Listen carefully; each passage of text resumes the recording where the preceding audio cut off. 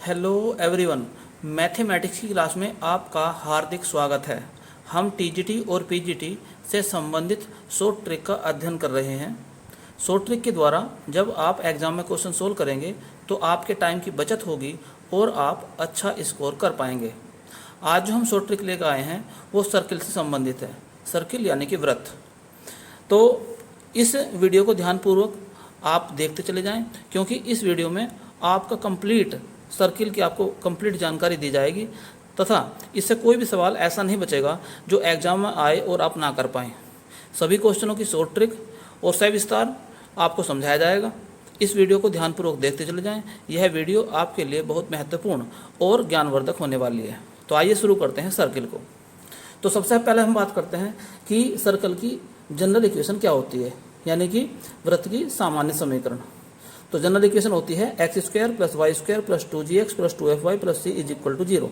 और इस कंडीशन में वृत्त का जो केंद्र होता है यानी कि सेंटर ऑफ द सर्किल वो होता है -g और -f होता है, तथा इसकी जो रेडियस यानी कि त्रिज्या होती है r is equal to g square plus f square minus c होता है और इसका अंडर रूट। सर्किल की जो स्टैंडर्ड इक्वेशन है वो होती है x माइनस एच का square plus y minus k का square is equal to a square. यहाँ पर जो सेंटर है इसका h और k है और रेडियस इसकी a है। सर्किल की जो पैरामीट्रिक इक्वेशन होती है, पराचालक समीकरण जिसे बोलते हैं, यदि सर्किल इस प्रकार का है x square plus a square x square plus y square is equal to a square, तो इसका सेंटर तो होता है 0 0 और रेडियस होती है इसकी a। तो इस कंडीशन में इसकी जो पैरामीट्रिक इक्वेशन होती है x is equal to a cos theta और y is equal to a sine theta होती है। और यदि लिखा जाए पॉइंट थीटा तो इसका अर्थ होता है ए कोस थीटा कोमा ए साइन थीटा। और एक बात और याद रखने की है, पैरामीट्रिक इक्वेशन का मतलब ये होता है यदि x और y के मान इस इक्वेशन में रख दिया जाए तो ये दोनों मान इसको सेटिस्फाई यानी कि संतुष्ट करेंगे। अब हम देखते हैं कि सर्किल की नेचर क्या होगी, यानी कि सर्कल की प्रकृति कैसी होगी। जैसे कि अगर g square plus f square minus c की वैल्यू ग्रेटर देन 0 हो, यानी कि पॉजिटिव हो, तो इस कंडीशन में जो सर्किल बनेगा वो रियल सर्किल होगा। और यदि इसकी वैल्यू लेस देन 0 हो तो सर्किल इमेजिनरी होगा। और यदि इसकी वैल्यू 0 के बराबर हो तो वह सर्किल एक पॉइंट सर्किल होगा, अर्थात उसकी रेडियस 0 होगी। और इस कंडीशन में उस सर्किल को डीजनरेट सर्किल कहते हैं। यदि किसी सर्किल की रेडियस इनफाइनाइट है तो ऐसे सर्किल को सर्किल ना कह के एक स्ट्रेट लाइन कहेंगे, अर्थात वह सर्किल एक स्ट्रेट लाइन को रिप्रेजेंट करेगा। अब हम बात करते हैं सर्किल के किसी बिंदु पर टेंजेंट किस प्रकार से फाइंड करते हैं। तो यहाँ पर दो टाइप के क्वेश्चन आते हैं। एक तो आता है कि वह पॉइंट सर्किल के ऊपर हो, और दूसरा यह आता है कि वह पॉइंट सर्किल से बाहर हो, यानी कि एट द सर्किल और फ्रॉम द सर्किल।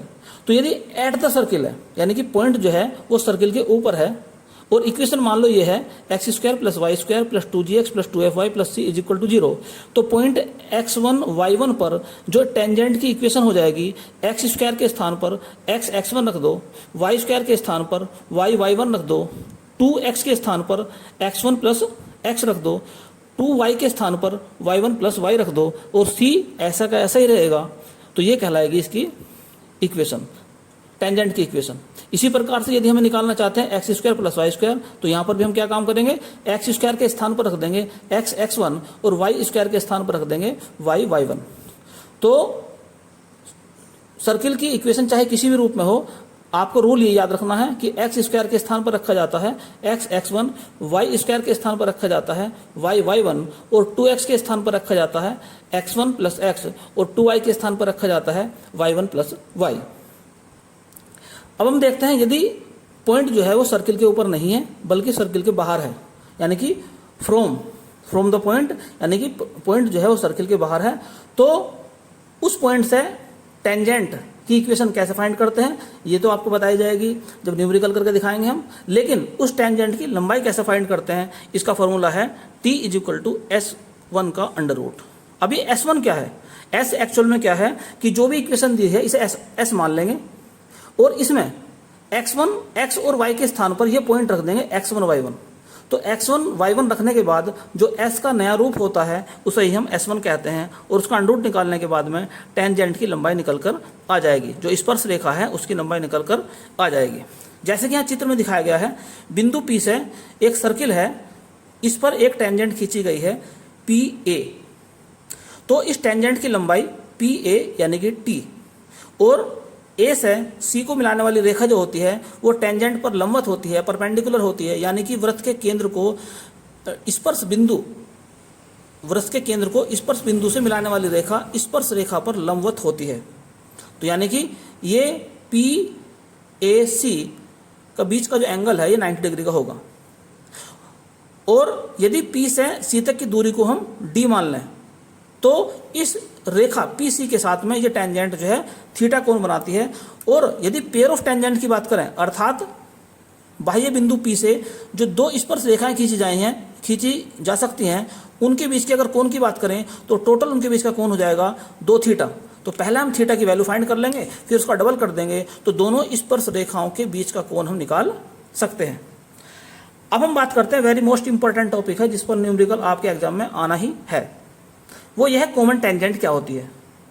यानी कि अगर दो वृत्त दिए हुए हैं तो उनसे कितनी स्पर्श रेखाएं खींची जा सकती हैं जो दोनों को टच करके जाए। पहली कंडीशन यह है कि अगर दोनों वृत्त एक दूसरे को स्पर्श नहीं करते हैं, दोनों वृत्त अलग अलग हैं, दोनों सर्किल अलग अलग हैं। तो जैसे कि चित्र में आपको दिखाई दे रहा है कि इस कंडीशन में 4 स्पर्श रेखाएं यानी कि 4 कॉमन टेंजेंट खींची जा सकती हैं। यहाँ पर कंडीशन क्या है, C1 यानी कि पहले वृत्त का केंद्र है, C2 दूसरे वृत्त का केंद्र है, तो C1 से C2 तक की दूरी यानी कि दोनों वृत्तों के केंद्रों के बीच की दूरी C1 C2, ये डिस्टेंस है C1 इंटू C2 नहीं है, ये दोनों केंद्रों के बीच की दूरी है, डिस्टेंस बिटवीन द सेंटर्स। अगर ये ग्रेटर देन है किससे, इनकी रेडियस के योगफल से। जो पहला सर्किल है उसकी रेडियस R1 है, दूसरा सर्कल जो है उसकी रेडियस R2 है, तो यदि केंद्रों के बीच की दूरी उनकी त्रिज्याओं के योगफल से अधिक है तो इस कंडीशन में 4 कॉमन टेंजेंट खींची जा सकती हैं, जैसे कि चित्र में दिखाया गया है। दूसरी कंडीशन यह है, यदि केंद्रों के बीच की दूरी त्रिज्याओं के योगफल के बराबर है, अर्थात C1 से C2 तक के बीच की दूरी जो है R1 प्लस R2 के बराबर है, तो जैसा कि चित्र में दिखाया गया है, इस कंडीशन में 3 कॉमन टेंजेंट यानी कि स्पर्श रेखाएं खींची जा सकती हैं।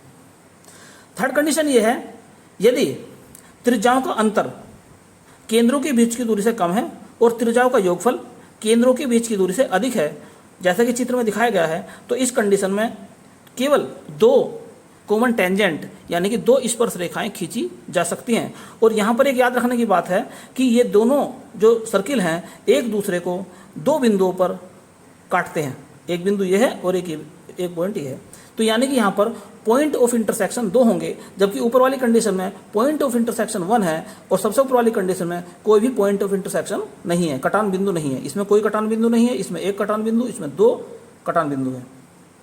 फोर्थ कंडीशन ये है, यदि त्रिज्याओं का अंतर वृत्तों के केंद्रों के बीच की दूरी के बराबर है, त्रिज्याओं का अंतर R1 माइनस R2 कर लो या R2 माइनस R1 कर लो, वो किसके बराबर है, दोनों वृत्तों की केंद्रों के बीच की दूरी के बराबर है, जैसा कि चित्र में दिखाया गया है।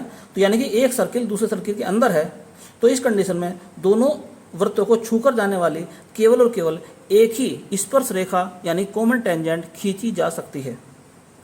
नेक्स्ट कंडीशन है, यदि केंद्रों के बीच की दूरी उनकी त्रिज्याओं के अंतर से कम है, केंद्रों के बीच की दूरी उनकी त्रिज्याओं के अंतर से कम है, अर्थात एक सर्किल दूसरे सर्किल के अंदर है और वो कहीं भी टच नहीं कर रहा, अंदर तो यहाँ पर भी है लेकिन टच कर रहा था, यहाँ पर क्या है, टच नहीं कर रहा है, तो इस कंडीशन में दोनों वृत्तों से छूकर जाने वाली कोई भी स्पर्श रेखा यानी कॉमन टेंजेंट नहीं खींची जा सकती है, अर्थात यहाँ पर कॉमन टेंजेंट की संख्या 0 होगी। नेक्स्ट पॉइंट हम बात करते हैं कि डायरेक्टर सर्किल किसे कहते हैं। यदि किसी पॉइंट से किसी सर्किल पर या किसी भी कोनिक पर, चाहे वो पैराबोला भी हो सकता है, एलिप्स भी हो सकता है, तो यदि उस पर 2 स्पर्श रेखाएं इस प्रकार से खींची जाएं कि उन दोनों स्पर्श रेखाओं अर्थात उन दोनों टेंजेंट के बीच का कोण जो है 90 डिग्री, अर्थात वे दोनों टेंजेंट एक दूसरे के परपेंडिकुलर अर्थात लंबवत हों, तो इस कंडीशन में इन दोनों टेंजेंट का जो पॉइंट ऑफ इंटरसेक्शन है P, जिसके कोऑर्डिनेट x1 xy हैं, तो इस बिंदु P का लोकस यानी कि बिंदु पथ एक सर्किल होता है और उस सर्किल को हम डायरेक्टर सर्किल बोलते हैं, और उसकी इक्वेशन निकल कर आती है x square plus y square is equal to 2a square. जबकि इस सर्किल की इक्वेशन जो है x square plus y square और is equal to a square है।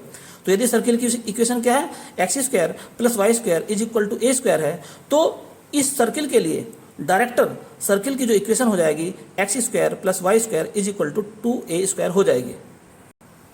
तो आइए पहले इन्हीं पॉइंट से संबंधित क्वेश्चन पर ध्यान देते हैं, बाकी पॉइंट पर भी बाद में डिस्कशन करेंगे। पहले इन्हीं पॉइंट से संबंधित क्वेश्चन देखते हैं कि आपकी परीक्षा में कैसे क्वेश्चन आए हैं या कैसे क्वेश्चन आने की संभावना है।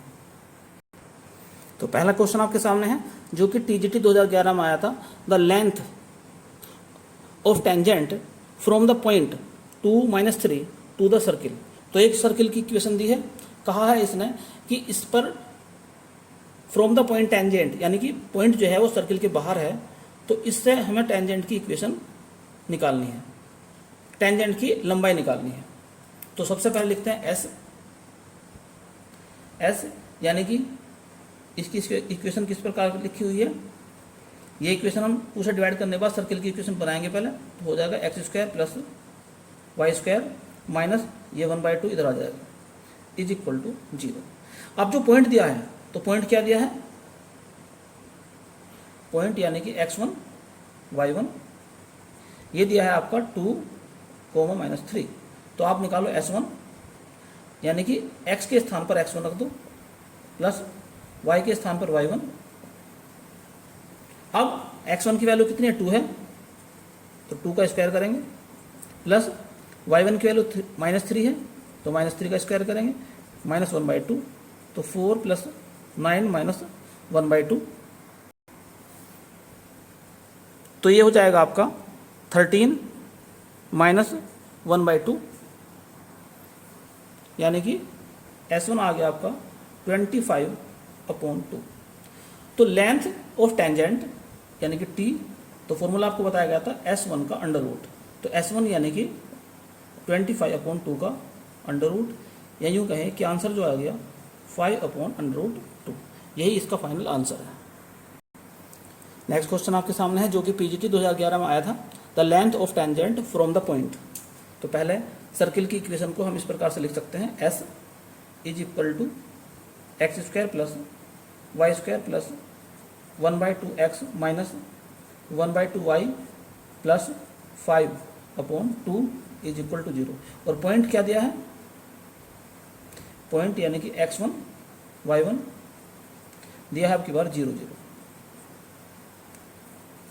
तो अब क्या काम करेंगे, S1 निकाल लेंगे। S1 यानी कि x1 के स्थान पर आप रख देंगे 0, तो यहाँ 0, यहाँ पर भी 0, यहाँ पर भी 0, यहाँ पर भी 0, यहाँ पर है 5/2। तो इस प्रकार से S1 की जो वैल्यू आ गई है 5/2 आ गई है। तो length of tangent T equal to S1 का अंडर रूट, यानी कि 5/2 का अंडर रूट, यही इसका फाइनल आंसर है।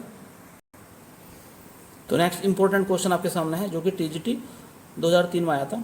If OA and OB are the tangents from origin. तो दोनों टेंजेंट कहाँ से खींची गई हैं, ओरिजिन से खींची गई हैं, यानी कि ओरिजिन जो है यानी कि मूल बिंदु जो है वो सर्किल के बाहर है। To the circle x square plus y square plus 2gx plus 2fy plus c is equal to 0। और यहाँ पर इसने लिखा है कि c लेस देन 0 है और कैपिटल C जो है ये सेंटर है। Then area of quadrilateral. तो एक जो चतुर्भुज है उसका हमें एरिया फाइंड करना है। तो पहला हम चित्र देखते हैं इसका किस प्रकार से बनेगा। ये कोई सर्किल है, इस सर्किल में पॉइंट O यानी कि ओरिजिन से इस पर दो टेंजेंट OA और OB खींची गई हैं और इसका जो सेंटर C है। तो उसने क्वेश्चन में पूछा है OACB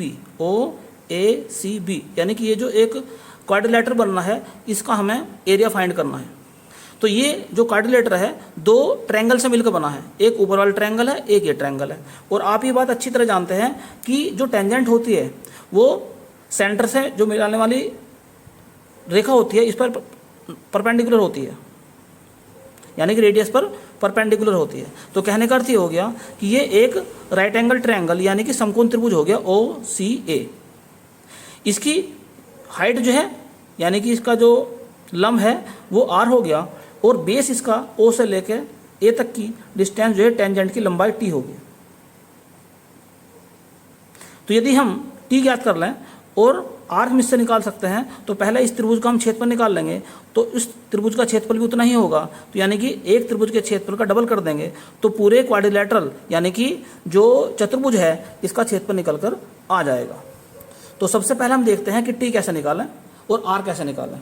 तो जो इक्वेशन आपके सामने दी हुई है, उस इक्वेशन में जो आर होता है, आर का फॉर्मूला बताया था आपको, g² plus f² minus c होता है। अब हम बात करते हैं इस पॉइंट से निकालना चाहते हैं टेंजेंट की लंबाई। तो फॉर्मूला क्या बताया था, S1, यानी कि इस इक्वेशन में x के स्थान पर 0 रख दो और y के स्थान पर 0 रख दो। पॉइंट क्या है आपकी बार, x1 y1 की वैल्यू क्या है, 0 0 है, तो यहाँ पर 0 रखेंगे, तो यहाँ पर भी 0, यहाँ पर भी 0, यहाँ पर भी 0, यहाँ पर भी 0, केवल बचेगा अंदर c। तो अंदर आ जाएगा c। ये कैपिटल C जो है ये सेंटर है, ये स्मॉल c जो है इस इक्वेशन के अंदर c वो है। तो अब हम निकालते हैं इसका एरिया। तो इस त्रिभुज कौन सा लेंगे हम, AOC का एरिया, त्रिभुज का क्षेत्रफल, एरिया ऑफ ट्रायंगल OAC। तो 1/2 बेस इंटू जो परपेंडिकुलर है इसका, तो 1/2 T कितना है, C का अंडर रूट, और R कितना है, g² plus f² minus c का अंडर रूट, या यूँ कहें 1/2 into C g² plus f² minus c का अंडर रूट। तो एरिया किसका, क्वाड्रिलेटरल का, एरिया ऑफ क्वाड्रिलेटरल कितना हो जाएगा, इसका डबल कर देंगे। एरिया ऑफ जो हमने ट्रायंगल निकाला था अभी OAC, तो डबल करने के बाद में 2 कैंसिल हो जाएगा, तो आंसर आ गया इसका C into g² plus f² minus c का अंडर रूट। यही इसका आंसर है। नेक्स्ट इंपॉर्टेंट क्वेश्चन आपके सामने है, the angle between the tangents drone from the origin. तो जिस पॉइंट से स्पर्श रेखाएं यानी कि टेंजेंट्स खींची गई हैं वो अब की बार भी सर्किल्स के बाहर है, फ्रॉम लिखा है, फ्रॉम द ओरिजिन। तो इसका चित्र कुछ इस प्रकार से बनाएगा। तो चित्र के अनुसार पॉइंट O से इस सर्किल पर 2 टेंजेंट OA और OB खींची गई हैं, और आप ये बात जानते हो टेंजेंट जो है जो परपेंडिकुलर रेडियस होती है उसके साथ में 90 डिग्री का एंगल बनाता है। अब हमारा मकसद क्या है, इन दोनों टेंजेंट के बीच का एंगल फाइंड करना है। तो अगर इधर वाला एंगल थीटा मान लें तो इधर वाला एंगल भी थीटा हो जाएगा, कुल मिला के जो टोटल एंगल हो जाएगा 2 थीटा हो जाएगा। तो हम पहला थीटा फाइंड कर लें, उसका डबल कर देंगे। अब थीटा कैसे ज्ञात करें, जैसे कि आपको दिख रहा है OAC एक समकोण त्रिभुज यानी कि राइट एंगल ट्रायंगल है, और इसके अंदर बेस T है और इसकी जो परपेंडिकुलर है वो है इसका R है। तो सबसे पहले हम R देखते हैं और फिर हम देखते हैं T कैसे निकालते हैं। तो जैसे कि इक्वेशन दे रखी है, इस इक्वेशन के अकॉर्डिंग R कितना हो गया हमारा, ये रेडियस है तो R तो आ गया 5। अब सिंपल बात रहेगी T कैसे निकालें। तो T का फॉर्मूला आपको बताया था, S1 का अंडर रूट S। अब जो पॉइंट है हमारा x1 y1 वो है 0 0, तो इसमें यहाँ पर भी 0 रख देंगे, यहाँ पर भी 0 रख देंगे, और इस 25 को इधर ले आएंगे।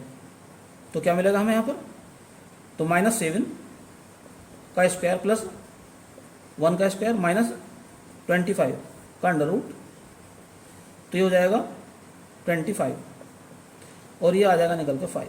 तो कहने का अर्थ ये हो गया कि T की वैल्यू आ गई 5। तो बस अब कोई दिक्कत नहीं आएगी आपको। अब आप निकाल दो tan थीटा, तो लंब यानी कि R बटे आधार यानी कि T यानी कि 5/5, तो 1 आ गया। तो थीटा की वैल्यू कितनी आ गई, 45 डिग्री। तो टोटल एंगल जो आ गया 2 थीटा वो आ जाएगा आपका 90 डिग्री, या कह लो π/2। यही इसका फाइनल आंसर है। तो नेक्स्ट क्वेश्चन आपके सामने है, from any point on the circle x² + y² = a², tangents are drawn to the circle, then the angle between them। तो इस सर्किल से दूसरे सर्किल पर टेंजेंट खींची गई हैं। कहने का अर्थ ये हो गया, ये सर्किल बड़ा है और ये सर्किल छोटा है। तो अगर इसका हम डायग्राम बनाएं तो डायग्राम के अकॉर्डिंग जो बड़ा सर्किल है उसकी इक्वेशन है x square plus y square is equal to a square. जो अंदर वाला सर्किल है उसकी इक्वेशन है x square plus y square is equal to a sine alpha का स्क्वायर। तो कहने का अर्थ ये हो गया, ये इसका सेंटर है जो कि 0 0 है, उसमें लिखा है दोनों के सेंटर 0 0 हैं क्योंकि x square plus y square वाला इक्वेशन है ये, तो सेंटर दोनों के 0 0 होगी। तो क्वेश्चन हमारा ये है कि इनके बीच का एंगल जो टेंजेंट खींची गई हैं, इस पॉइंट को पी मान लो, ए और बी जो टेंजेंट खींची गई हैं इनके बीच का एंगल हमें निकालना है। तो क्यों ना हम एक एंगल निकालना है उसका डबल कर दें, ये अगर हम इसे थीटा मान लें। तो जैसा कि आप जानते हैं कि ये एंगल कितना होता है, 90 डिग्री का होता है, और ये रेडियस है अंदर वाली, इसकी रेडियस है। तो ये जो रेडियस है इस वाले जो सर्किल है इसकी रेडियस है, और इसकी रेडियस कितनी होगी, ए साइन अल्फा। तो ये जो रेडियस है ये हो जाएगी आपकी ए साइन अल्फा। दूसरी बात, यहाँ से लेके यहाँ तक की जो डिस्टेंस है ये वास्तव में देखा जाए, अगर ध्यान से देखोगे इसे, तो ये इस सर्किल की रेडियस ही तो है, बड़े सर्किल की रेडियस, और उसकी रेडियस कितनी ए है। तो कहने का अर्थ ये हो गया, ओ से लेकर जो सी तक की जो दूरी है वो हो जाएगी ए। तो इस प्रकार से एक ट्रायंगल बन गया यहाँ पर। ये इस ट्रायंगल में ये जो इसका कर्ण है ये तो हो गया ए, और ये हो गया आपका ए साइन अल्फा, और ये कितना मान रखा हमने, थीटा मान रखा। हमारा मकसद है थीटा निकालने से। तो थीटा कैसे निकाला जाएगा, लंब दे रखा है, इसका कर्ण दे रखा है, तो साइन थीटा से निकाल देंगे। तो साइन थीटा बराबर होता है लंब यानी कि ए साइन अल्फा, और कर्ण हो गया इसका ए। तो ए से ए कैंसिल हो गया, तो साइन थीटा की वैल्यू आ गई है साइन अल्फा, यानी कि थीटा की वैल्यू कितनी आ गई है, अल्फा। तो दोनों जो टेंजेंट हैं, तो टेंजेंट के बीच का जो एंगल हो जाएगा वो हो जाएगा 2 थीटा यानी कि 2 अल्फा। तो इसका आंसर आ गया 2 अल्फा। नेक्स्ट इंपॉर्टेंट क्वेश्चन आपके सामने है जो कि पीजीटी 2011 में आया था।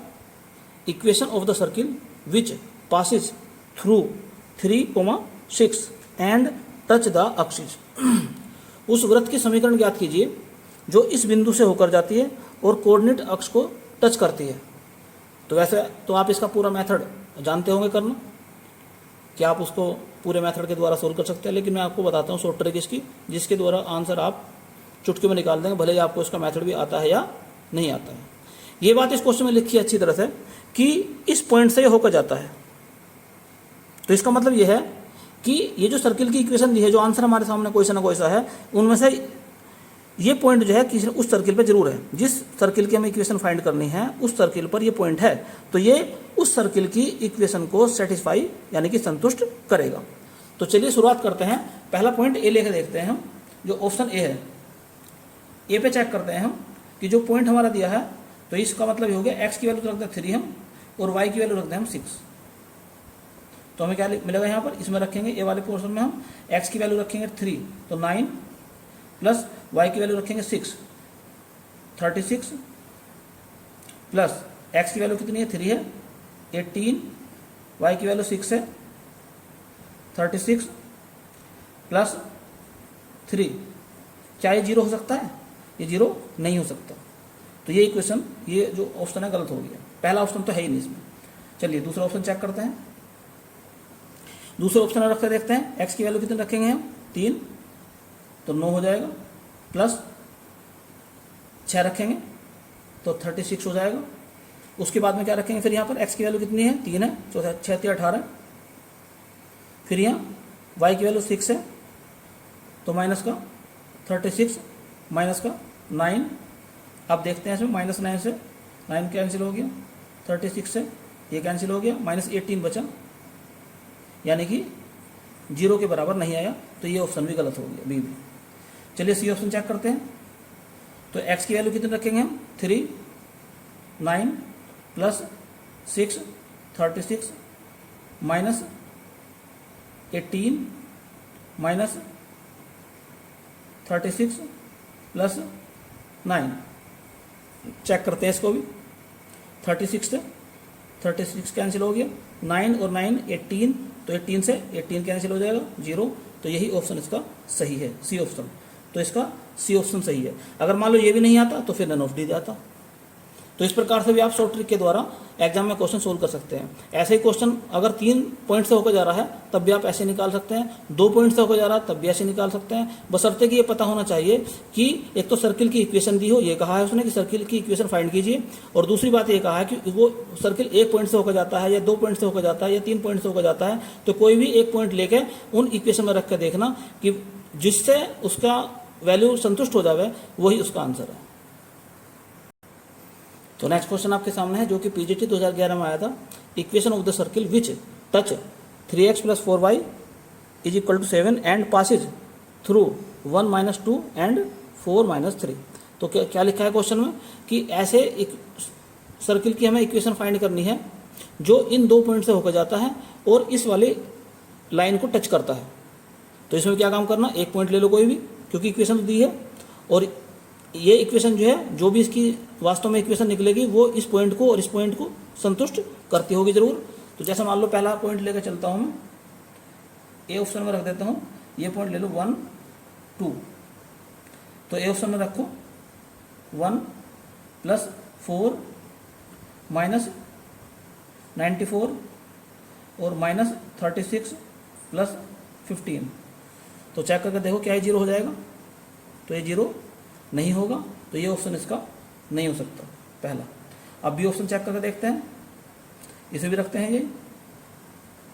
तो x की वैल्यू कितनी 1 है तो 15, y की वैल्यू कितनी 2 है तो 4, तो ये हो जाएगा आपका 60। आगे रखते हैं फिर इसमें हम 94 हो जाएगा ये, -94, और इसमें 2 रखेंगे 36, माइनस का 36 हो जाएगा, और लास्ट में कितना है 15 तो 55। चलिए इसको ठीक करते हैं, तो इसको और इसको ऐड करो तो 130 हो गया ये भी, और ये भी कितना हो जाएगा 130 हो जाएगा, तो 0, यानी कि बी ऑप्शन इसका सही है। आगे चेक करने की आवश्यकता है ही नहीं, बी ऑप्शन इसका सही है। नेक्स्ट क्वेश्चन आपके सामने है जो कि पीजीटी 2002 में आया था। The circle x² + y² - 6x - 10y + p = 0 does not touch और intersect the axis and the point 14 is inside the circle. Question में लिखा है कि ये जो सर्किल है जिसकी इक्वेशन दी हुई है, ये कोऑर्डिनेट एक्सिस यानी कि x अक्ष और y अक्ष को टच नहीं करता है, और दूसरी बात यह है कि ये जो पॉइंट एक दे रखा है 14, ये इस सर्किल के अंदर है। तो फिर हमें p की वैल्यू फाइंड करनी है कि इनमें से कौन सा ऑप्शन सही है p की वैल्यू के लिए। तो सबसे पहले हम देखते हैं कि जो सर्किल दिया हुआ है इसकी रेडियस और इसका सेंटर क्या है। तो अगर हम इसके सेंटर की बात करें और रेडियस की बात करें तो क्या होगा इसका सेंटर और क्या होगी इसकी रेडियस। तो सेंटर कितना हो जाएगा चेक करके देखो जरा, यानी कि -g - f। तो g की वैल्यू यहाँ पर आ जाएगी, यहाँ से g की वैल्यू हो जाएगी -3, तो माइनस का फिर हो जाएगा +3, और f की वैल्यू आ जाएगी यहाँ से -5, और एक माइनस यहाँ पर लगा है तो ये हो जाएगा 5। अब हम देखते हैं इसकी जो रेडियस है r, तो r क्या होता है g² यानी कि 9, फिर f² यानी कि 5 का स्क्वायर हो जाएगा 25 माइनस p, और इसका हो गया √। तो ये तो होगी इसकी रेडियस की। अब जो पॉइंट दे रखा है उस पर ध्यान दे जरा। तो पॉइंट P जो है वो दिया है 1 4। अब पहले हम डायग्राम बनाते हैं जरा।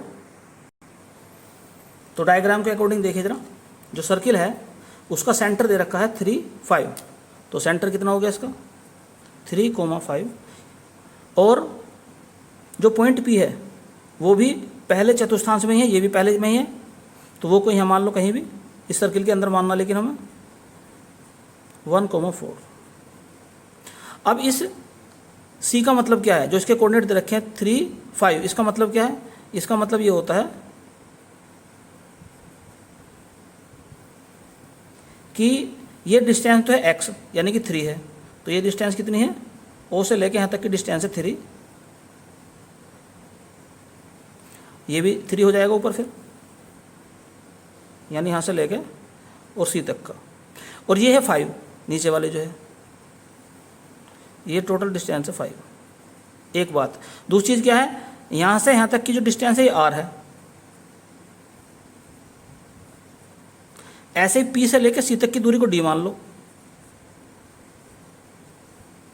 अब दो कंडीशन लेकर चलते हैं। पहले तो हम ये चेक करते हैं कि जो r है वो 3 से ज़्यादा है या कम है। तो जो पहली कंडीशन में चित्र में आप देख सकते हैं, क्योंकि ये जो सर्किल है ना x एक्स को टच कर रहा है ना y एक्स को टच कर रहा है, तो यानी कि r की वैल्यू 3 से कम है। तो r की वैल्यू क्या है, 3 से कम है। तो पहली बात तो ये आ गई, r is less than 3।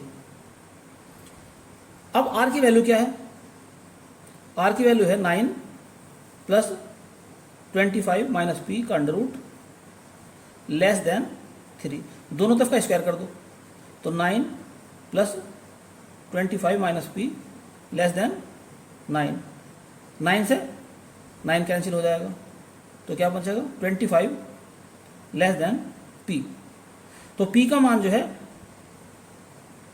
P का मान 25 से ग्रेटर है, तो पी इज ग्रेटर देन 25। बात नंबर 1 आ गई। अब दूसरी बात पर ध्यान दो जरा। सबसे पहले हमें फाइंड करो डी क्या है। डी का मतलब है पी और सी के बीच की दूरी, पी सी। तो यानी कि दूरी निकालो, 3 माइनस 1 2, 2 कर देंगे स्क्वायर, प्लस 5 माइनस 4 1, 1 का कर देंगे स्क्वायर का अंडर रूट, 2 पॉइंट के बीच की दूरी से। तो ये कितना हो जाएगा 5। तो ये डी का मान जो आ गया, ये आ गया आपका 5। अब हम क्या देखते हैं इस चित्र के द्वारा कि सी से लेकर यहाँ तक की दूरी ये भी आर है, सर्किल की रेडियस तो यहाँ तक की है ना पूरी। तो हम ये देखते हैं आर का मान जो है डी से अधिक है, क्योंकि अगर ये बिंदु पी सर्किल के अंदर है तो रेडियस तो बड़ी होगी डी से। तो कहने का अर्थ ये हो गया कि आर की वैल्यू बड़ी है डी से। अब आर की वैल्यू क्या है वो रख दो जरा, तो 9 प्लस 25 माइनस पी का under root greater than d कितना है 5 का अंडर रूट। दोनों तरफ का स्क्वायर करो तो क्या मिल जाएगा हमें 9 plus 25 minus P greater than 5। P को इधर ले जाओ तो 9 plus 25 minus 5 greater than P. तो कितना आ गया ये 5 है। तो ये आ जाएगा आपका 29 ग्रेटर देन पी। तो इस प्रकार से हमने देखा कि पी जो है वो लेस देन है किससे, 29 से। तो पी लेस देन 29। अब इक्वेशन नंबर जो हमने 2 बनाई थी 1 और 2, इन दोनों को एक साथ मिला के लिखो। तो P ग्रेटर है 25 से, तो 25 से P ग्रेटर है, छोटा किससे है 29 से। यानी कि P की वैल्यू जो है 25 और 29 के बीच में है। तो इस प्रकार से ऑप्शन कौन सा हो गया इसका, सी। तो नेक्स्ट क्वेश्चन आपके सामने है जो कि टीजीटी 2010 में आया था। To circles touch each other internally, distance between two centres is 3 centimetre and radius of large circle is 5 centimetre. Radius of smaller circle हमें निकालना है। तो दो सर्किल हैं वो एक दूसरे को इंटरनली टच करते हैं। तो पहले डायग्राम देखते हैं इसका। तो चित्र के हिसाब से जो बड़ा सर्किल है उसका सेंटर C1 है, छोटा सर्किल जो है उसका सेंटर C2 है। और क्या लिखा है क्वेश्चन में, क्वेश्चन में लिखा है कि उनके सेंटर की जो बीच की डिस्टेंस है वो दे रखी 3 सेंटीमीटर। तो कहने का मतलब यह है C1 से C2 तक की जो डिस्टेंस है, इस चित्र को आप ऐसे बना लो दोबारा। ये C1 है आपका, ये C2 है, ये मैंने P मान लिया। C1 से P तक की डिस्टेंस ये तो होगी कैपिटल R, और P से जो C2 तक की दूरी है ये होगी स्मॉल r, यानी कि छोटा सर्किल जो है उसकी रेडियस। दोनों सेंटर के बीच की डिस्टेंस दे रखी है उसने 3 सेंटीमीटर, ये है 3 सेंटीमीटर। तो यहाँ से आपको क्या दिखाई दे रहा है, आप यहाँ से देख पा रहे हैं कि r is equal to 3 plus r. Smaller जो सर्किल है उसकी रेडियस में निकालनी है, यानी कि small r is equal to capital R minus 3, और कैपिटल R की वैल्यू दे रखी है उसने 5 सेंटीमीटर है, तो 5 माइनस 3, तो स्मॉलर जो सर्किल है, छोटा सर्किल जो है उसकी रेडियस आ गई 2 सेंटीमीटर। यही इसका फाइनल आंसर है। तो नेक्स्ट क्वेश्चन आपके सामने है, दो सर्किल की इक्वेशन दी है, कहा है इसने कि नंबर ऑफ कॉमन टेंजेंट, अर्थात इनकी कितनी स्पर्श रेखाएं खींची जा सकती हैं। तो सबसे पहले हम इनके सेंटर निकालते हैं और रेडियस निकालते हैं। जो पहला सर्किल है इसका सेंटर C1 कैसे निकलेगा, -3, तो प्लस हो जाएगा 3 का, हाफ करो इसका तो -7, उसे प्लस कर दो फिर तो 7 हो जाएगा। और रेडियस कैसे निकलेगी, इसका स्क्वायर करो, इसका स्क्वायर करो और माइनस कर दो 48, तो कितना हो जाएगा, ये 10 आ जाएगा। अब दूसरे सर्किल की बात करो, x इसका हाफ करो तो 3 हो जाएगा, माइनस का उसका उल्टा कर दो 3 हो जाएगा प्लस का। y इसमें है नहीं तो 0 ना, इसके अंदर c है r2, तो इसका स्क्वायर करो 9, इसका स्क्वायर 0 और c इसमें है ही नहीं 0, तो कहने का मतलब ये आ गया 3। अब हम क्या देखते हैं, हम निकालते हैं C1 C2 यानी कि उनके केंद्रों के बीच की दूरी। तो 3 माइनस 3 0 का स्क्वायर प्लस 7 माइनस 0 तो 7 का स्क्वायर, तो कुल मिलाकर आ गया 7। तो आपने क्या देखा कि R1 plus R2 is equal to कितना आ जाएगा, R1 कितना आया था √10 प्लस 3, तो 3 से कुछ ज़्यादा है और 4 से कुछ कम आएगा ये, तो लगभग जो है 6 पॉइंट समथिंग आ जाएगा। कहने का अर्थ ये होगा कि C1 C2 ग्रेटर है R1 प्लस R2 से, यानी कि उनके बीच की केंद्रों के बीच की दूरी उनकी त्रिज्याओं के योगफल से अधिक है। तो यानी कि वो सर्किल जो है एक दूसरे को टच नहीं करेंगे, थोड़ा उनके बीच में डिस्टेंस रहेगा। तो कितनी टेंजेंट खींची जा सकती है, एक, दूसरी ये खींची जा सकती है, तीसरी ये और चौथी ये वाली, इस प्रकार से। तो इस प्रकार से जो कॉमन टेंजेंट अर्थात दोनों को टच करने वाली जो रेखाएं होती स्पर्श रेखाएं हैं वो 4 इसमें खींची जा सकती हैं। तो इसका आंसर जो हो जाएगा डी हो जाएगा। नेक्स्ट क्वेश्चन आपके सामने है, इसमें लिखा है कि दो सर्किल हैं वो एक दूसरे को एक्सटर्नली टच करते हैं अर्थात बाह्य स्पर्श करते हैं। तो उसमें लिखा है क्वेश्चन में कि दो सर्किल हैं ये एक दूसरे को बाह्य स्पर्श करते हैं इस प्रकार से। ये पहला सर्किल मान लो C1 और ये दूसरा सर्किल हो गया C2। तो उसने कहा है फिर कि ये रिलेशन बताओ कौन सा इनमें रिलेशन सही है। जो पहला सर्किल है इसका सेंटर C1 0 0 हो जाएगा और इसकी जो रेडियस होगी वो हो जाएगी a। अब दूसरे सर्किल की बात करते हैं, सेंटर जो इसका हो जाएगा तो इसका हाफ करेंगे तो -g आएगा, -g का उल्टा करो तो +g, दूसरा इसमें y का टर्म है ही नहीं तो 0 हो जाएगा। अब इसकी रेडियस की बात करते हैं, इसका स्क्वायर कर दो फिर इसका स्क्वायर करो, माइनस ये c है इतना तो माइनस क्या करेंगे g² प्लस का हो जाएगा ये b²। अब यहाँ से ये -g खत्म हो जाएगा तो बचेगा b। तो कहने का अर्थ ये हो गया कि R2 का मान आ गया यहाँ पर b आ गया। अब हम निकालते हैं दोनों के सेंटरों के बीच की डिस्टेंस अर्थात C1 C2। तो कैसे निकालेंगे, इसमें से माइनस करो तो g का स्क्वायर हो जाएगा प्लस 0 में 0 का 0। तो कहने का अर्थ ये आ गया कि उनके सेंटरों के बीच की दूरी जो आगे है वो आगे g। अब अगर दोनों सर्किल एक दूसरे को स्पर्श करते हैं तो इसकी त्रिज्या R1 है, इसकी त्रिज्या R2 है, तो क्या कंडीशन बन जाएगी कि R1 प्लस R2 बराबर C1 C2 अर्थात उनकी त्रिज्याओं का योगफल उनके केंद्रों के बीच की दूरी के बराबर होगा। R1 की वैल्यू कितनी है, R1 की वैल्यू है a, R2 की वैल्यू कितनी है R2 की वैल्यू निकाली हमने B, और C1 C2 कितना है G। तो इस प्रकार से हमने देखा कि G बराबर A प्लस B, यानी कि ऑप्शन डी सही है। नेक्स्ट क्वेश्चन आपके सामने है, दो सर्किल की इक्वेशन दी है, कहा है इसने कि इनकी number of common tangent find कीजिए, अर्थात उभयनिष्ठ स्पर्श रेखाओं की संख्या ज्ञात कीजिए। तो सबसे पहले इनके सेंटर और रेडियस निकालते हैं। तो पहला जो सर्किल है इसका सेंटर आ जाएगा, तो सेंटर क्या बन जाएगा इसका, इसका हाफ करेंगे 1/2 हो जाएगा माइनस का, फिर उसको प्लस कर देंगे तो 1/2 हो जाएगा। y इसमें है नहीं तो 0। अब क्या निकालते हैं हम, रेडियस निकालते हैं इसकी, यानी कि इसका स्क्वायर करेंगे तो 4 हो जाएगा, इसका स्क्वायर 0। अब इसमें c है ही नहीं, तो कहने का अर्थ ये आ गया कि r1 का मान आ गया 1/2। अब दूसरा सर्किल लेते हैं, इसका निकालते हैं, इसका हाफ करेंगे 1/2, प्लस का हो जाएगा, फिर उसका उल्टा कर देंगे तो माइनस का 1/2 हो जाएगा। ये y इसमें भी नहीं है तो 0।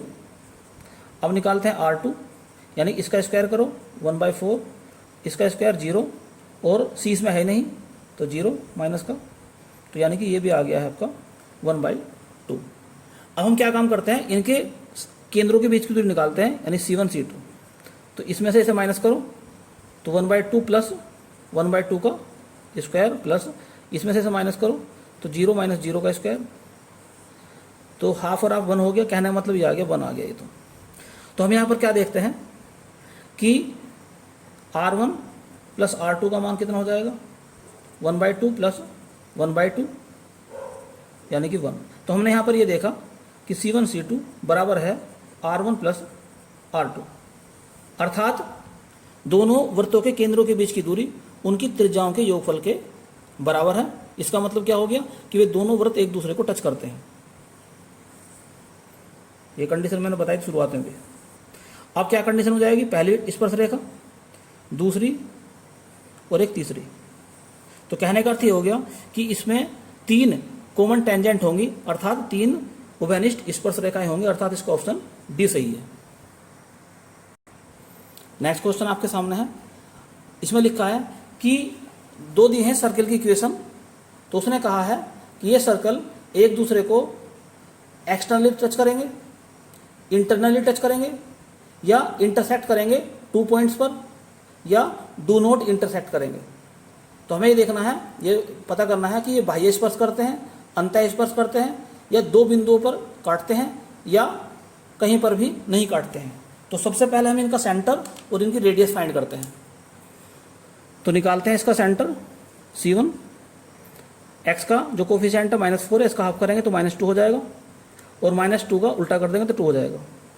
ऐसे ही इसका -3 हो जाएगा हाफ करने के बाद, उसका प्लस कर देंगे, साइन चेंज कर देंगे मतलब उसका। अब हम निकालते हैं इसका r।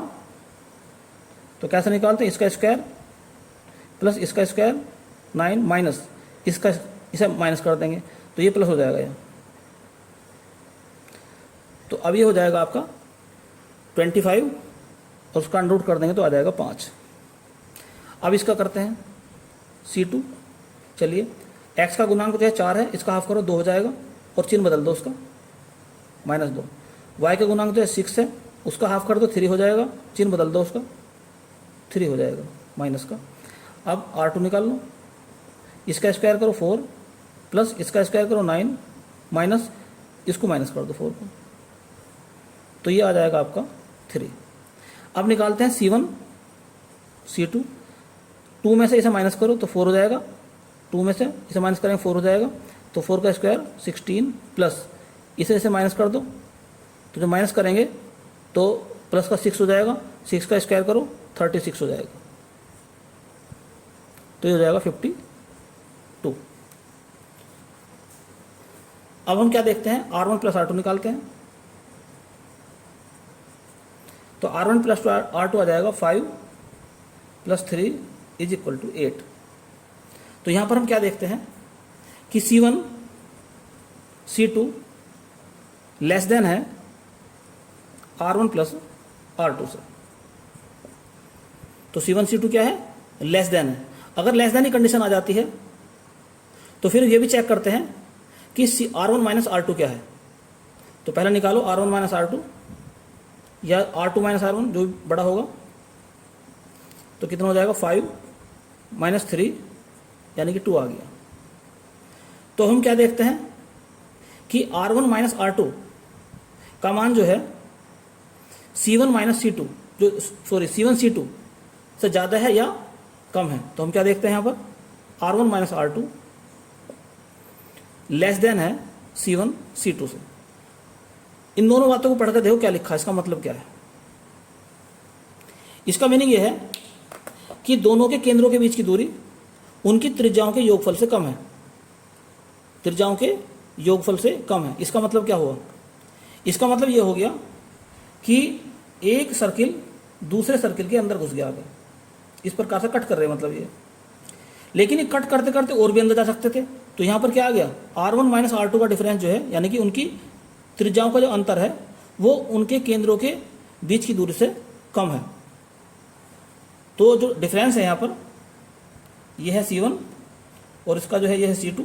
इनका जो डिफरेंस निकल कर आया, दो केंद्रों के बीच की दूरी जो निकल कर आई है इनकी त्रिज्याओं से अधिक आई है। तो इस प्रकार से हम ये देखते हैं कि ये दोनों जो सर्किल हैं एक दूसरे को दो बिंदुओं पर कट करते हैं, एक पॉइंट ये और एक पॉइंट ये, अर्थात ये इंटरसेक्ट करते हैं 2 पॉइंट्स को। तो जो ऑप्शन उसमें दे रखा था इंटरसेक्ट करने वाला, तो इसमें जो ऑप्शन है सी ऑप्शन जो दे रखा था इंटरसेक्ट एट 2 पॉइंट्स, ये वाली बात सही है। तो नेक्स्ट क्वेश्चन आपके सामने है जो कि पीजीटी 2009 में आया था। दो सर्किल की इक्वेशन दी है, उसने कहा है कि इनकी उभयनिष्ठ जीवा यानी कि कॉमन कोड ज्ञात कीजिए। ये उभयनिष्ठ जीवा क्या होती है, ये पहला सर्किल है, ये दूसरा सर्किल है। दोनों सर्किल एक दूसरे को कट करते हैं 2 पॉइंट पर। इन दोनों पॉइंटों को, ये पॉइंट ए है, ये पॉइंट बी है, इन दोनों पॉइंटों को मिलाने वाली जो लाइन है, स्ट्रेट लाइन है, इसको कहते हैं कॉमन कोड या उभयनिष्ठ जीवा। तो इसकी समीकरण हमें ज्ञात करनी है। तो इसकी इक्वेशन ज्ञात करने का एक तरीका है, वो ये होता है तरीका कि जो पहले इक्वेशन की समीकरण है इसे मान लो S1, दूसरे को मान लो S2।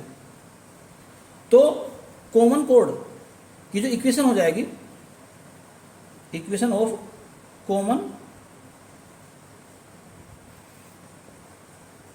कोड AB इज, तो क्या तरीका है उसका, S1 minus S2। Important point है, याद रखना इसको। तो एक सर्किल की इक्वेशन में से दूसरी सर्किल की इक्वेशन को माइनस कर दो। तो जैसे ही S1 में से S2 को माइनस करेंगे तो ये चिन्ह बदल जाएंगे इसके, ये कैंसिल, ये कैंसिल, क्या बचेगा 4 में से 6 माइनस करो तो माइनस के 2x, और y तो इसमें है ही नहीं यहाँ पर, तो माइनस के 2y। 1 में से माइनस 3 करो तो माइनस के 2 इज इक्वल टू 0। तो कहने का अर्थ ये हो गया x plus y plus 1 is equal to 0। तो ये होगी इन दोनों सर्किल की उभयनिष्ठ जीवा की समीकरण यानी कॉमन कोड की इक्वेशन, और यही इसका आंसर है। नेक्स्ट टॉपिक चलता है कंडीशन ऑफ ऑर्थोगोनली, अर्थात दो वृत्त एक दूसरे को समकोण पर काटते हैं, इसकी क्या कंडीशन है। तो जैसा कि चित्र में दिखाया गया है, एक सर्किल है जिसका केंद्र जो है वो O1 है, दूसरे सर्किल का केंद्र O2 है। तो इस सर्किल के केंद्र से हमने दूसरे सर्किल पर एक स्पर्शरेखा यानी कि टेंजेंट खींच दी। इसी प्रकार से दूसरे सर्किल से पहले सर्किल पर एक टेंजेंट खींच दी। दोनों टेंजेंट एक दूसरे को बिंदु P पे कट करती हैं, ये बिंदु P पे कट करती हैं।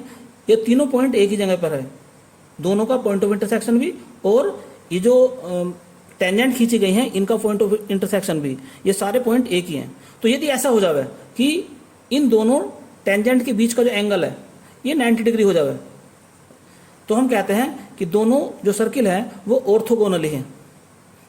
अब ऑर्थोगोनल होने की शर्त क्या है, तो जैसे मान लो कि पहली जो सर्किल है उसकी इक्वेशन में मान लेता हूँ S1 x square plus y square plus 2g1 x plus 2f1 y plus c1 is equal to 0। दूसरी सर्किल की इक्वेशन मान लेता हूँ मैं x2 is equal to x square plus y square plus 2g2 x plus 2f2 y plus c2 is equal to 0। तो दोनों circle orthogonally होंगे, इसकी कंडीशन क्या है, तो इसकी कंडीशन ये होती है 2 into G1 G2 plus F1 F2 is equal to C1 plus C2। ये कंडीशन है दो सर्किल के ऑर्थोगोनली होने की। तो आइए देखते हैं इस पर क्वेश्चन कैसे आते हैं।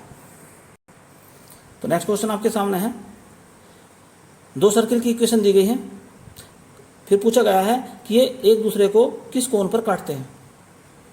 तो सबसे पहले हम निकालते हैं इनके सेंटर और G1 G2 इनके मान निकालते हैं पहले हम। तो x square plus y square 2G, तो G का मान कितना आ जाएगा यहाँ से, G1 का मान आ जाएगा यहाँ सर 1/2, F का मान आ जाएगा यानी F1 का मान आ जाएगा 1/2 और C1 0। दूसरे सर्किल की बात करें तो G2 का मान आ गया यहाँ से 1/2, F2 का मान जो आ जाएगा -1/2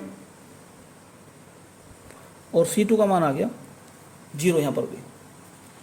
अब हम क्या काम करते हैं, वैल्यू फाइंड करते हैं पहले। 2G1 G2 plus F1 F2। तो 2G1 कितना है, इन दोनों मल्टीप्लाई करो तो 1/4 प्लस इन दोनों की मल्टीप्लाई करेंगे तो -1/4, तो कितना आ गया 0। अब निकालते हैं C1 प्लस C2, तो C1 की वैल्यू 0, C2 की वैल्यू 0, बराबर आ गया 0।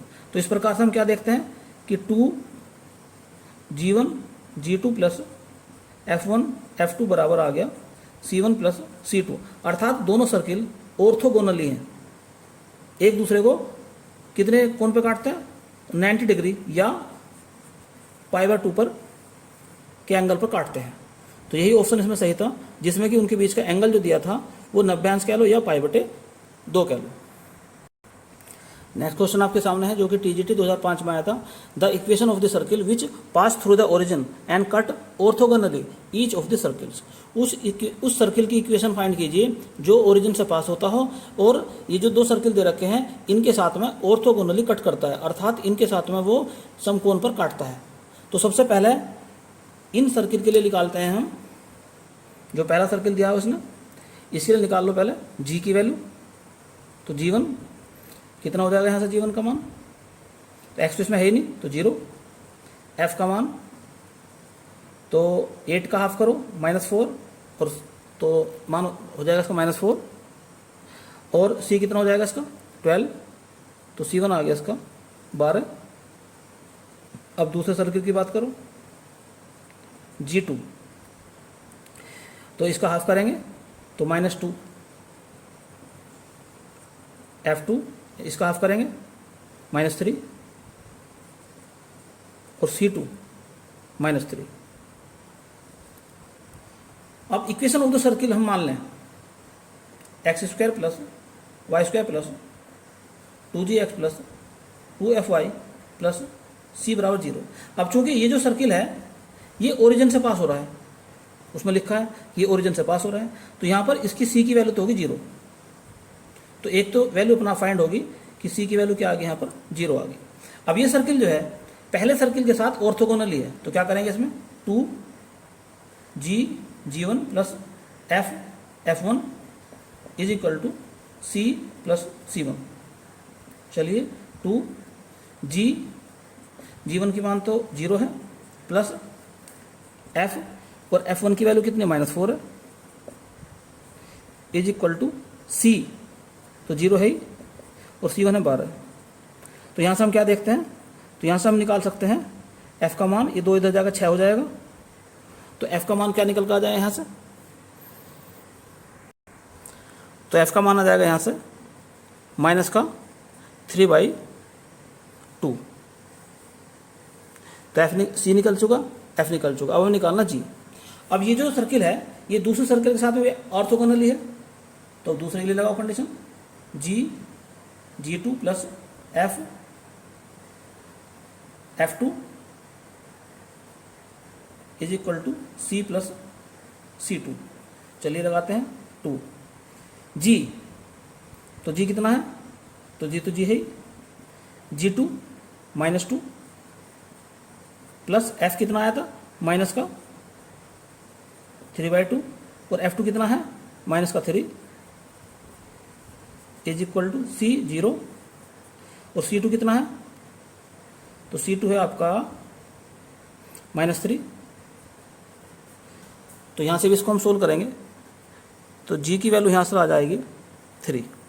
अब ये F और G की वैल्यू रख देंगे इक्वेशन में इसमें, तो x square plus y square plus 6x minus 3y is equal to 0, यही इसका फाइनल आंसर होगा।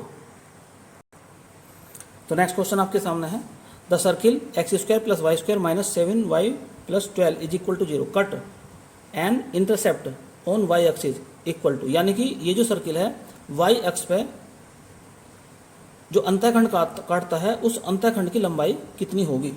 तो चूंकि वाई एक्स पे काटता है तो अगर कोई सर्किल वाई एक्स को काटता है तो उस सर्किल की इक्वेशन में x बराबर 0 होगा। तो इसमें क्या कर देंगे हम, x के स्थान पे क्या पुट कर देंगे 0, तो जैसे 0 रखेंगे हम तो क्या मिलेगा y square minus 7y plus 12 is equal to 0। Factor करते हैं इसके, y square minus 4y minus 3y plus 12 is equal to 0। तो यहाँ से सोल्व करने के बाद में y की वैल्यू आ गई 4 और 3। इसका मतलब क्या हो गया, एक्चुअल में इसका मतलब ये होता है कि ये है x एक्सिस और ये है y एक्सिस। तो y एक्स पे कहाँ काटता है वो, ओरिजिन से 3 की डिस्टेंस पर, तो ये तो हो गया पॉइंट A, तो ये होगी 3 और काटता है 4 की डिस्टेंस पे, तो ये हो गया B। तो ये तो हो गया, यहाँ पर y की वैल्यू कितनी है 3 है, यहाँ पर y की वैल्यू कितनी है 4 है। दोनों के बीच का डिस्टेंस जो हो गया AB वो कितना हो जाएगा 4 माइनस 3 यानी कि 1। तो यानी कि जो सर्किल है हमारा जो ऐसा पास हो रहा है वो वाई एक्स पे 1 यूनिट का अंतःखंड काटता है, अर्थात इसका ऑप्शन ए सही है। नेक्स्ट इंपॉर्टेंट क्वेश्चन आपके सामने है, इसमें लिखा है कि एक सर्किल की इक्वेशन दी है और एक लाइन की इक्वेशन दी है। उसने कहा कि ये जो स्ट्रेट लाइन है ये इस सर्किल पर नॉर्मल होगी, तो सी ए और बी में क्या संबंध है अगर ये इस पर नॉर्मल होगा। इसका मतलब क्या हो गया, ये कोई सर्किल है जिसका जो सेंटर है सी है और यहाँ से अगर हम निकालते हैं इसका केंद्र तो माइनस ए और माइनस बी निकलेगा, माइनस ए और माइनस बी निकल जाएगा। एक स्पर्श रेखा बनाओ पहले, और ये है इस पर कहलाता है नॉर्मल। जो नॉर्मल होता है वो सेंटर से होकर जाता है। नॉर्मल क्या होता है, सेंटर से होकर जाता है। तो इसका सीधा अर्थ ये हो गया कि यदि y is equal to m x plus c normal की इक्वेशन है, अभिलंब की समीकरण है, तो इस पॉइंट को ये संतुष्ट करनी चाहिए। अर्थात इसमें क्या रख दें हम, x के स्थान पर रख देंगे माइनस ए और y के स्थान पर रख देंगे माइनस बी इस इक्वेशन में। तो y के स्थान पर क्या आ जाएगा माइनस बी, m x के स्थान पर आ जाएगा माइनस ए प्लस सी। तो इस प्रकार हम क्या देखते हैं कि minus b plus m a बराबर सी, या कह लो सी बराबर एम ए माइनस बी, यही ए बी तथा सी में संबंध है। नेक्स्ट क्वेश्चन आपके सामने है। क्वेश्चन में लिखा है कि दो स्ट्रेट लाइन है, ये एक सर्किल को स्पर्श करती हैं, यानी कि उस सर्किल की टेंजेंट है। तो सर्किल की रेडियस फाइंड कीजिए।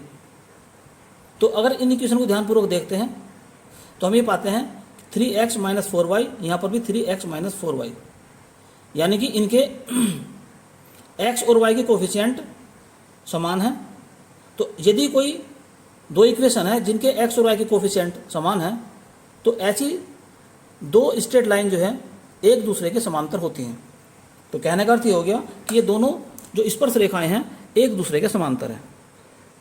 इसका अर्थ ये हुआ कि यदि ये सर्किल है और एक स्पर्श रेखा अगर ये है तो दूसरी स्पर्श रेखा ये होगी। अब इनके बीच का डिस्टेंस क्या होगा, ये इस सर्किल का केंद्र है सी, इसकी त्रिज्या, ये त्रिज्या तो है इसकी, यहां पर भी ये त्रिज्या इधर इतनी है। इन दोनों जो ये पैरेलल लाइन है, स्पर्श रेखाएं समांतर रेखाएं हैं, इनके बीच की दूरी अगर मैं d मान लूं तो इस d का मान जो है वो 2r के बराबर होगा। अब सवाल ये बनता है कि दो समांतर रेखाओं के बीच की दूरी का क्या सूत्र होता है। तो दो अगर समांतर रेखाएं हैं तो उनकी बीच की दूरी निकालने का फॉर्मूला होता है c1 plus c2 upon a square plus b square का अंडर रूट और इसका फिर मोड। ये कब लगता है? c1 प्लस c2 संख्यात्मक मान है, ये तब लगता है जब c1 और c2 के चिन्ह जो हैं अलग अलग हैं। जैसे ये पॉजिटिव है, ये नेगेटिव है, तो अगर दोनों के चिन्ह पॉजिटिव या नेगेटिव होते हैं, अलग अलग चिन्ह होते हैं दोनों के, तो c1 और c2 को संख्यात्मक रूप से जोड़ देंगे। चाहो तो इसका मोड भी लगा सकते हैं, ऐसे इनको जोड़ देंगे।